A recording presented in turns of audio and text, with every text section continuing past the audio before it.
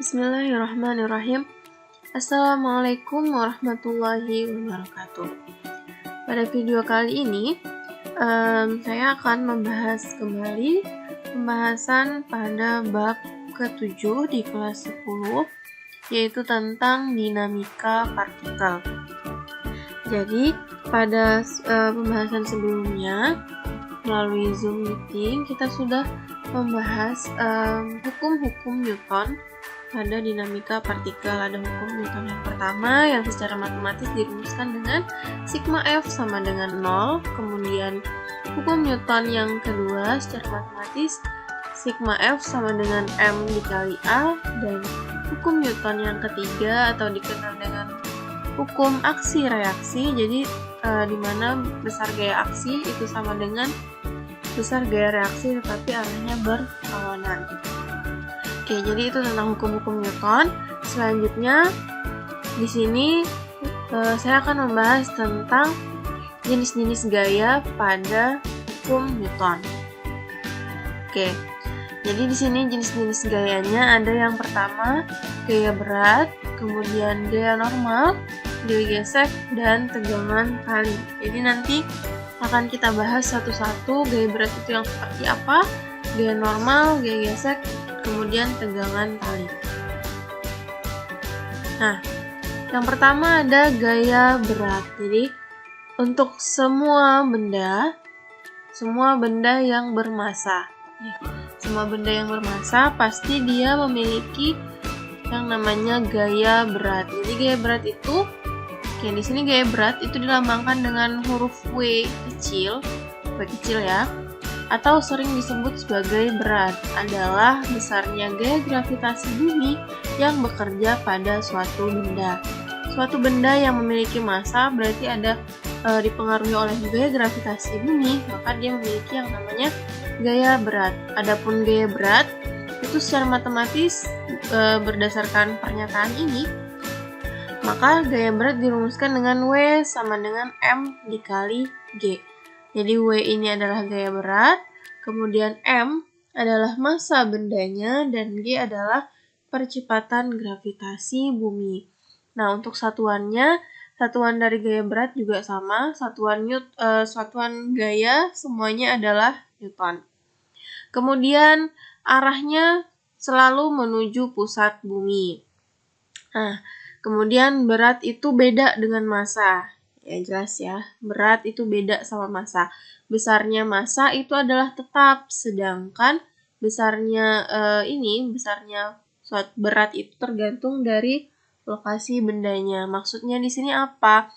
Untuk suatu benda yang berada di permukaan bumi, maka gravitasinya yang kita gunakan ialah percepatan gravitasi bumi. Nah, kalau ini kan pembahasan kita nanti akan kita bahas di bab berikutnya tentang hukum gravitasi Newton. Jadi misalnya gravitasinya kalau bendanya berada di bulan atau di suatu planet yang lain, maka kan gravitasinya akan berbeda dengan gravitasi bumi. Makanya tadi kalau massa itu tetap, tetapi berat, ini berat ya maksudnya, itu tergantung dari lokasi bendanya.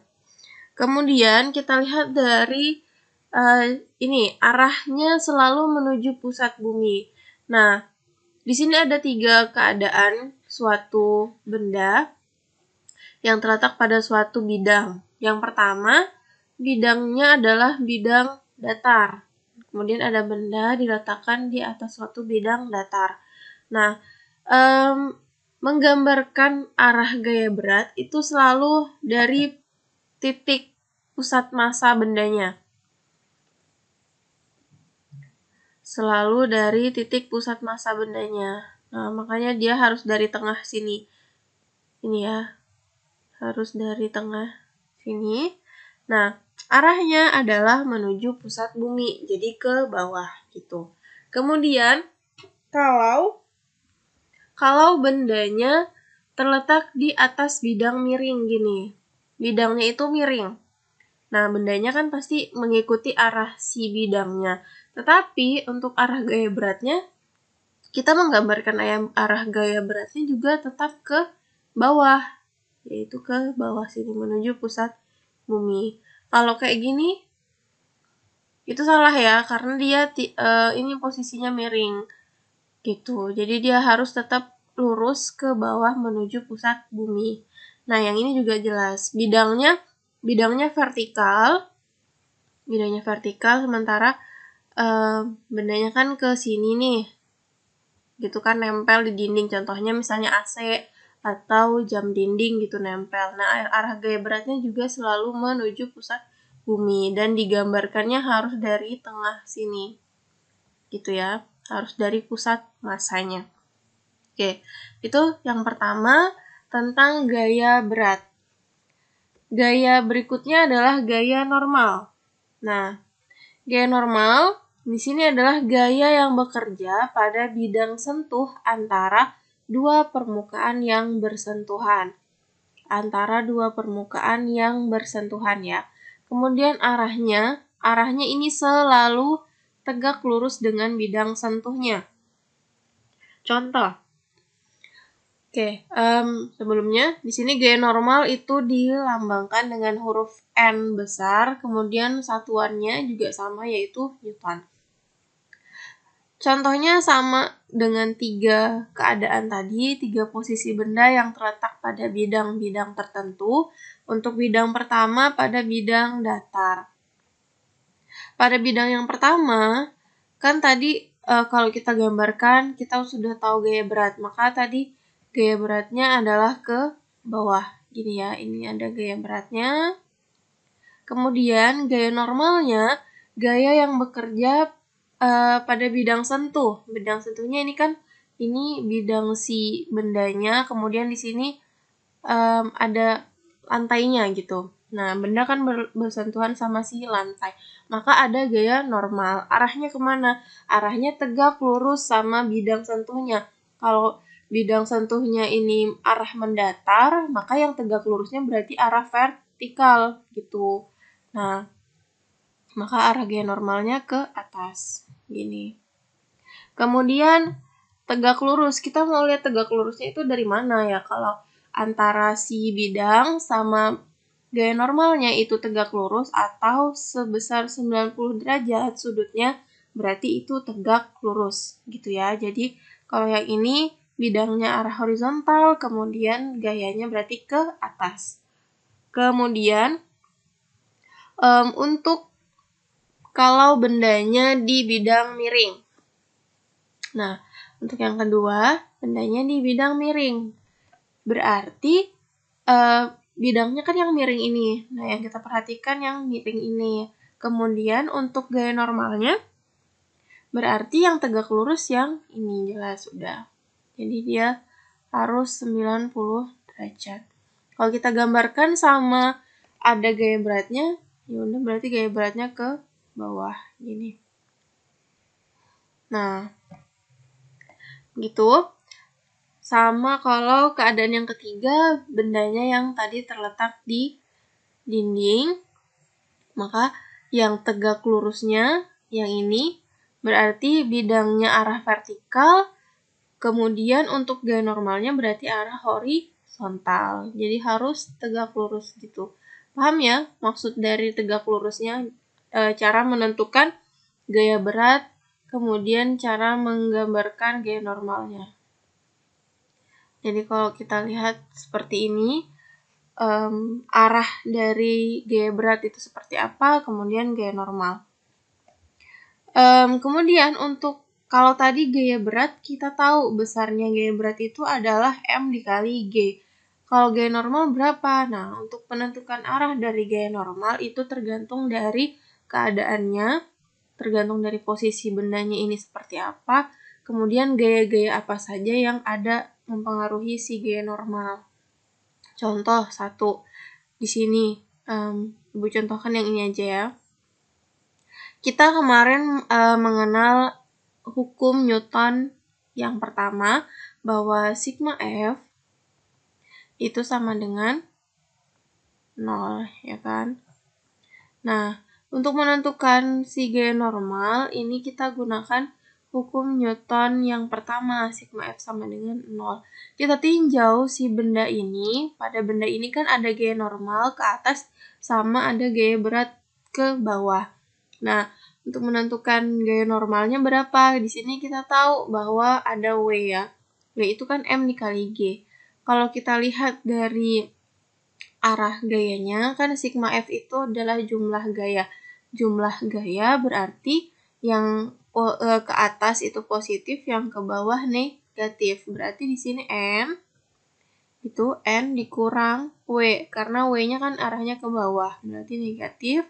Jadi N dikurang W sama dengan 0. Nah, ini kita udah masuk juga ke penerapan dari rumus-rumus hukum Newton yang kemarin. Nah, karena di sini N kurang W sama dengan 0, maka besarnya N itu sama dengan besarnya W. Atau pada bidang datar, di sini kalau cuman ada dua gaya ini ya, besarnya gaya normal itu sama dengan besar dari gaya beratnya. Maka N itu sama dengan M dikali G. Itu rumusnya. Tapi nanti berbeda lagi kalau untuk yang kasus di bidang miring atau pada bidang datar, tapi nanti juga misalnya ada gaya. Misalnya ada gaya F, tapi membentuk sudut. Nah, nanti kan akan mempengaruhi juga pada si gaya ini. Lebih jelasnya nanti akan Ibu jelaskan secara langsung. Yang jelas ini dulu kita tahu bahwa si gaya normal itu arahnya tegak lurus terhadap bidang sentuhnya, kemudian besarnya itu tergantung dari gaya-gaya apa saja yang ada mempengaruhi si gaya normal juga. Selanjutnya ada gaya gesek. Gaya gesekan atau di sini dilambangkan dengan FG, gaya gesek, adalah gaya yang muncul pada dua benda yang bersentuhan secara langsung. Arahnya berlawanan dengan kecenderungan arah gerak benda. Nah, di situ arahnya berlawanan dengan kecenderungan arah gerak benda. Jadi, kalau kita bergerak maju, berarti gaya gesek itu ya arahnya yang berlawanan sama arah gerak kita. Kita bergerak maju, maka gaya geseknya arahnya ke belakang gitu.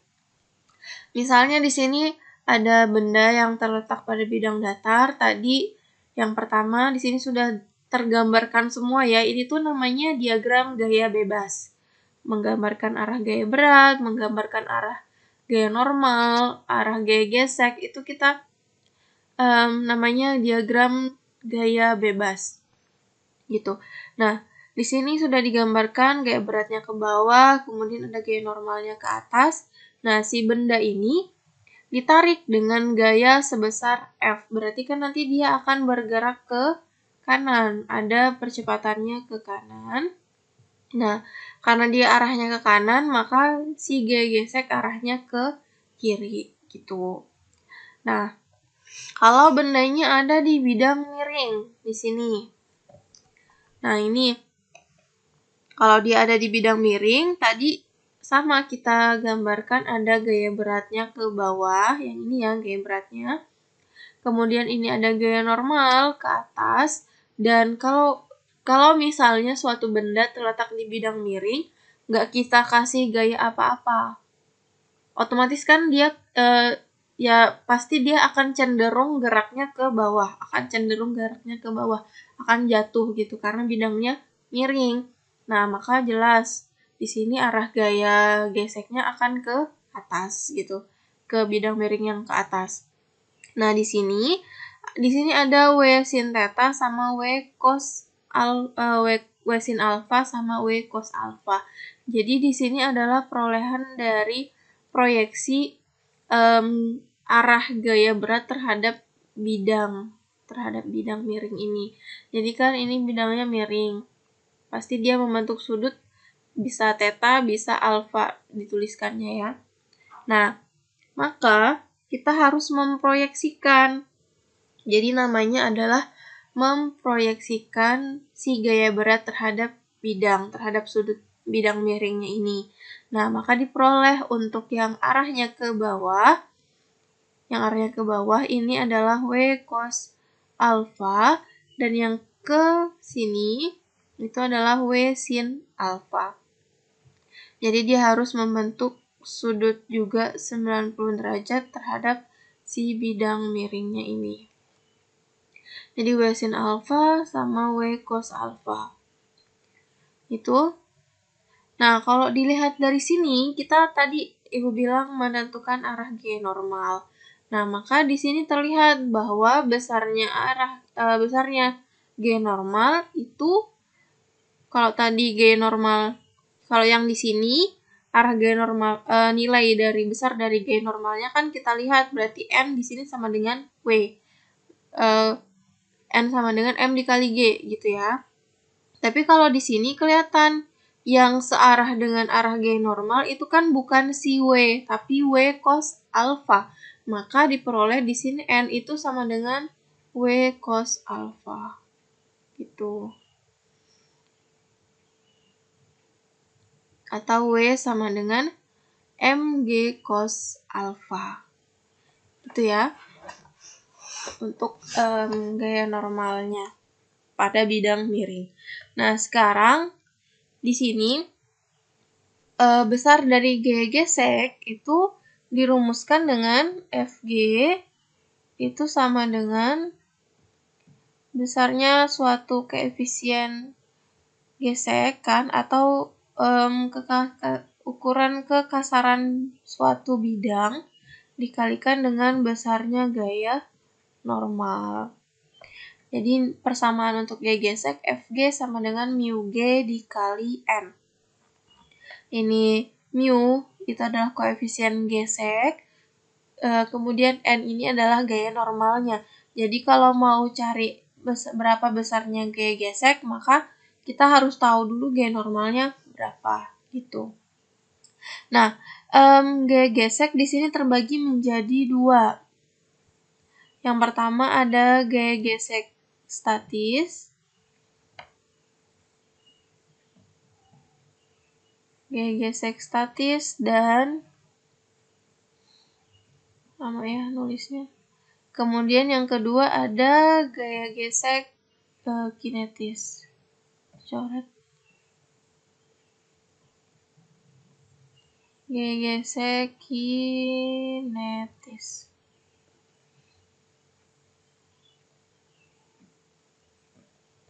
Nah, di sini bisa kita untuk dari persamaannya untuk gaya gesek statis ini sama, tinggal nanti kalau F statis, G gesek statis berarti G-nya diganti S gitu. Jadi Fs sama dengan mu S dikali N. Tapi kalau dia gaya gesek kinetis, nanti Fk itu pakai K. Fk sama dengan mu K dikali N. Nah, bedanya apa? Jadi kita harus tahu ciri-cirinya si gaya gesek statis sama gaya gesek kinetis. Kita tahu bahwa statis itu berarti diam, kemudian kalau kinetis artinya bergerak. Nah, berarti gaya gesek statis ini berlaku kalau bendanya dalam keadaan diam. Jadi suatu benda yang diam itu kan berarti ada gaya geseknya juga. Tapi gaya geseknya gaya gesek statis gitu. Maka yang di sini kalau bendanya masih diam, ada gaya gesek, nah yang berlaku itu adalah gaya gesek statis. Tapi kalau bendanya sudah bergerak, maka yang berlaku adalah gaya gesek kinetis. Nah, gaya gesek statis itu dia bernilai maksimum. Di sini dia akan bernilai maksimum kalau bendanya tepat akan bergerak. Bernilai maksimum kalau bendanya tepat akan bergerak. Jadi misalnya suatu benda yang diam, kemudian kita berikan gaya, kan udah ada tuh gaya gesek yang melawan gerak benda itu. Nah, dia masih bernilai gaya gesek statis. Tetapi tepat sebelum bendanya akan bergerak, maka nanti akan bernilai maksimum gaya gesek statisnya. Kemudian bendanya bergerak, maka akan berlaku gaya gesek kinetis. Kemudian di sini ada ketentuan lagi. Kalau gaya gesek kinetis atau koefisien gesekan pada gaya gesek kinetis itu dia selalu nilainya lebih kecil daripada gaya gesek statis atau koefisien gesek statis. Jadi nilai gaya gesek kinetis itu selalu lebih kecil daripada gaya gesek statis. Artinya apa? Artinya besarnya gaya gesek yang kita butuhkan itu yang paling besar adalah gaya gesek statis. Karena apa? Karena harus melawan harus membandingi besar si gaya yang akan kita berikan gitu. Jadi misalnya kalau gaya yang kita berikan sebesar ada suatu benda, kemudian kita memberikan gaya sebesar 10 Newton. Nah, besar dari gaya gesek statisnya 12 Newton. Maka bendanya akan diam atau bergerak? Akan diam, karena gaya berat yang kita berikan itu lebih kecil daripada gaya geseknya. Gitu kan ya? Nah, makanya kalau gaya yang kita berikan lebih besar daripada gaya gesek statis, maka dia akan bergerak. Nah, dia akan bergerak nanti gaya gesek statisnya jadi gaya gesek kinetis. Begitu kira-kira tentang gaya gesek ya. Ini juga yang perlu diingat bahwa nilai dari gaya gesek kinetis itu selalu lebih kecil daripada gaya gesek statis. Gaya yang terakhir, ada gaya tegangan tali atau T. Jadi kalau gaya tegangan tali di sini adalah gaya yang bekerja pada ujung-ujung tali karena tali tersebut tegang. Dalam keadaan talinya yang tegang ya. Nah, contohnya di sini ada 3 buah benda. Ada 3 buah benda dihubungkan dengan tali. Berarti kan di sini ada 2 tali yang menghubungkan antara 3 benda ini. Pada benda pertama dihubungkan sama benda kedua melalui sebuah tali. Di sini dilambangkan dengan T1. Kemudian benda kedua dihubungkan dengan benda ketiga. Maka di sini ada tali 2 dihubungkan dengan tali 2 dan benda yang ketiga ditarik oleh gaya sebesar P. Nah, di sini untuk gaya tegangan tali kita berlaku hukum aksi reaksi. Jadi pada benda pertama terhadap benda kedua itu ada talinya kan tegang nih, maka ada tegangan tali T1 yang arahnya menuju benda 2 ke kanan. Tapi untuk benda 2 terhadap benda 1 juga akan ada gaya reaksinya. Reaksinya apa? Yaitu besar tegangan tali juga, masih tali yang pertama gitu kan ya, maka T1, tetapi arahnya berlawanan sama arah T1 yang pertama. Gitu, itu salah satu contoh aksi reaksi. Begitu juga dengan si tali 2. Jadi benda kedua ada gayanya terhadap benda ketiga terhadap benda 2 juga ada.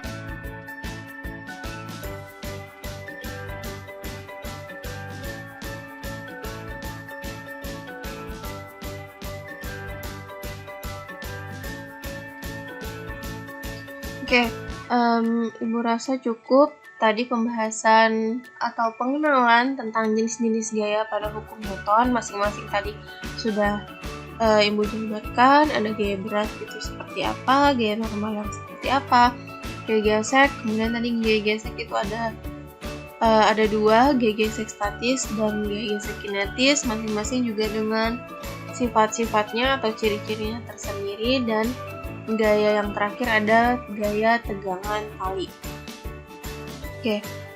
Ibu rasa cukup untuk pembahasan tentang jenis-jenis gaya pada pembahasan kali ini.